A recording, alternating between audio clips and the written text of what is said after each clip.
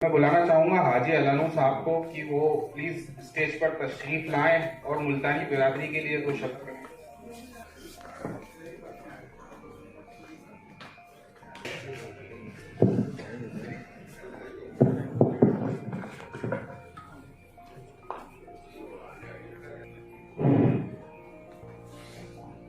अस्सलाम वालेकुम रहमतुल्लाहि व बरकातुहू।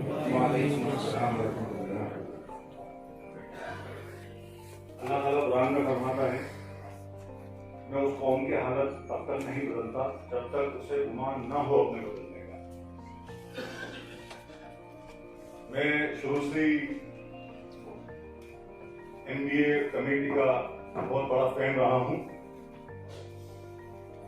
इनका जज्बा, इनकी बिरादरी की तरफ और ना थकने वाला जुनून अपने बिरादरी की फलाही के लिए। सालों से मैं इनको लगातार बिरादरी की फलाही के लिए काम करते हुए देख रहा हूं।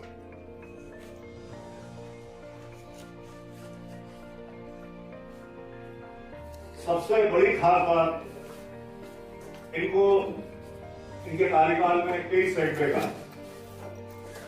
आप सबको याद होगा कि इन्होंने कितनी जोशो खरोश से जमात खाने का काम अपने हाथ में किया था। बहुत मेहनत की। हर शादी ब्याह में मैंने इनको कलेक्शन करते हुए देखा और फिर वो प्रोग्राम भी कैंसिल होते हुए देखा। जब हम हमारी बिरादरी, हमारी सोसाइटी के किसी भी काम में मौजूद होते हैं, शादी ब्याह में जाते हैं, मौत मैयत में जाते हैं और दुनिया के दूसरे समाजों में जाते हैं, तो कहीं ना कहीं एक असर बाकी रहती है कि हमें बहुत इस्लाही, हमें बहुत सुधार की गुंजाइश है। चाहे आप तालीम का मामला ले लो, चाहे हमारे की परंपराएं ले लो, चाहे हमारे यहाँ का खाने का ढंग ले लो, चाहे शादी करने का तरीका देख लो। जिस हिसाब से दुनिया तेजी से आगे बढ़ रही है,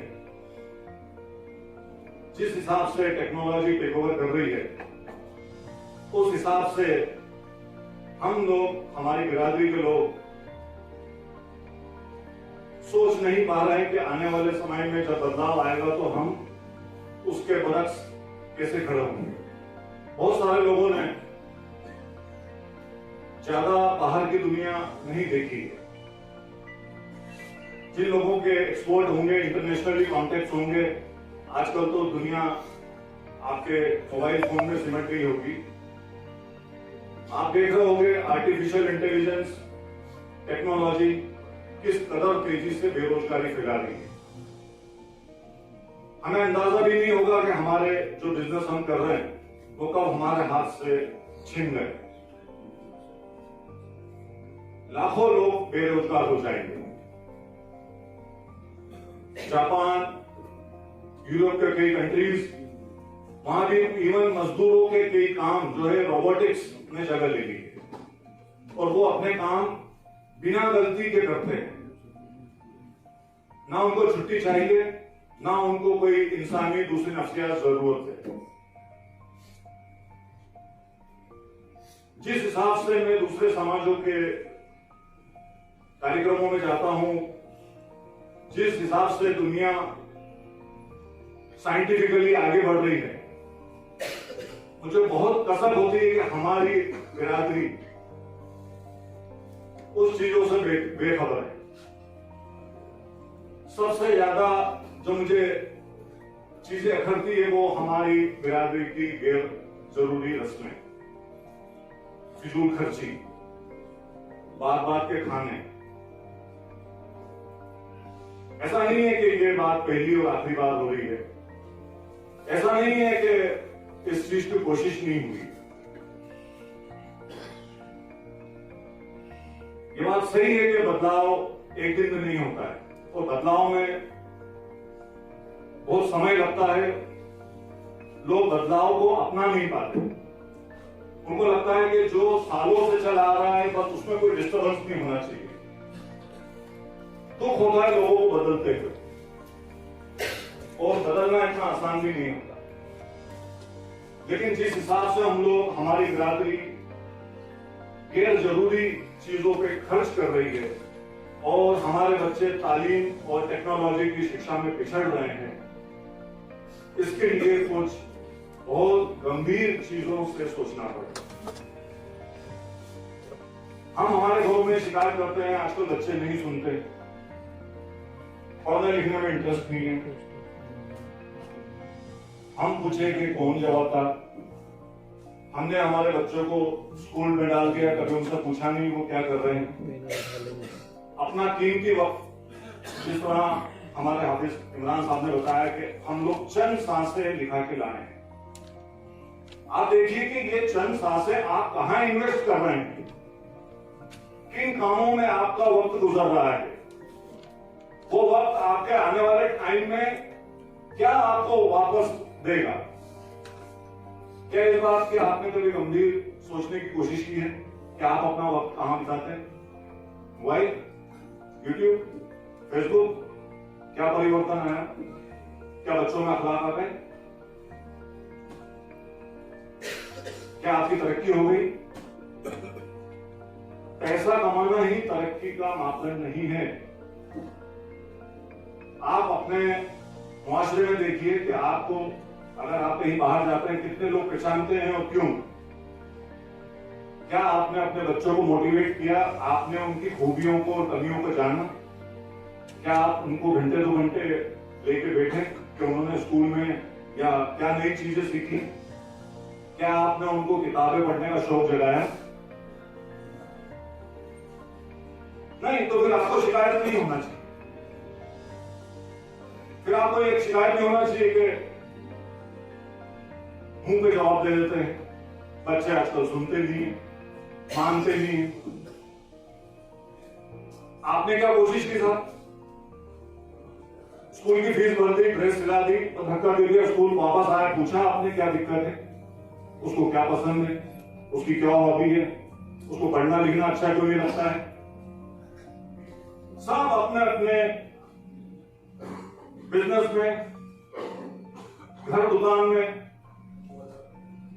समय काट रहे हैं।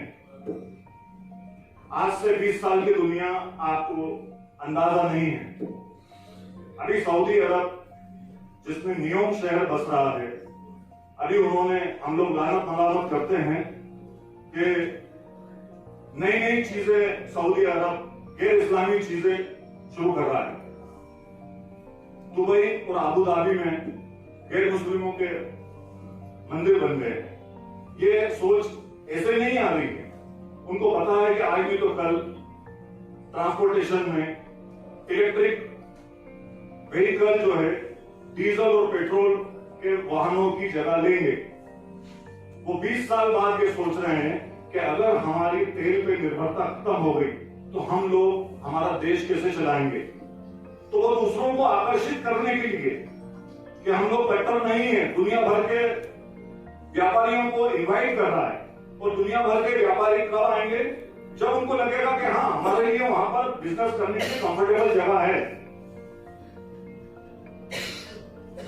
कितने हम लोग अपनी खुद की तरक्की के लिए, हमारे इल्म को बढ़ाने के लिए जद्दोजहद कर रहे हैं? कोई भी नहीं। आपका भला यूट्यूब, फेसबुक नहीं करेगा। आपको ये बताना पड़ेगा अपने बच्चों को कि अखलाक से पेश आने में, अखलाक से बातचीत करने के ढंग में किस तरह आप खोई हुई डील पा सकते हैं,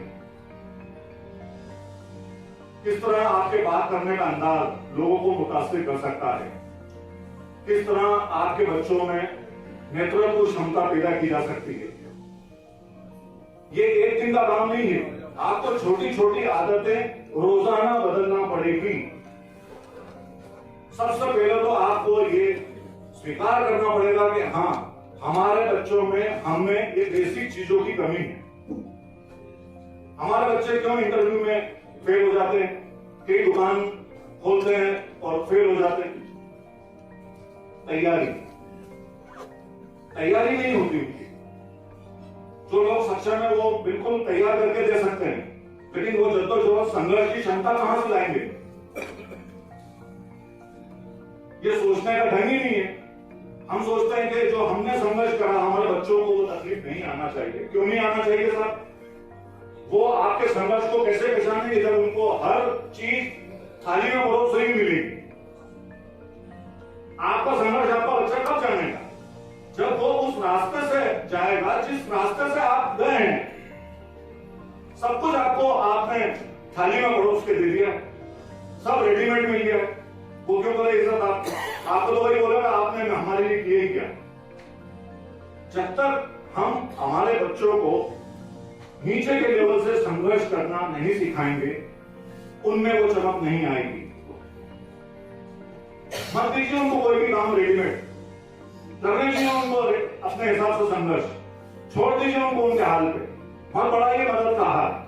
तब जाके वो अपने बल पे खड़ा होना सीखेंगे और दुनिया की आंख से आंख मिला के संघर्ष करेंगे और कामयाब होंगे। सबसे बड़ी गलती हम लोगों की यही है कि हम सब चीजें अपने बच्चों को रेडीमेड देना चाहते हैं। फिर आप ये उम्मीद करिए कि सब कुछ आप जैसा चाहते हैं वैसा हो जाए, पॉसिबल नहीं। इसके लिए आपको अपनी आदतें बदलनी पड़ेगी। हर छोटी से छोटी चीज में जब आपके बच्चे जद्दोजहद करेंगे तो उनको आपकी जद्दोजहद का मालूम पड़ेगा कि हमारे वालिदैन ने यहां तक लाने में इतनी मेहनत की। नहीं तो फिर आप उम्मीद मत करें,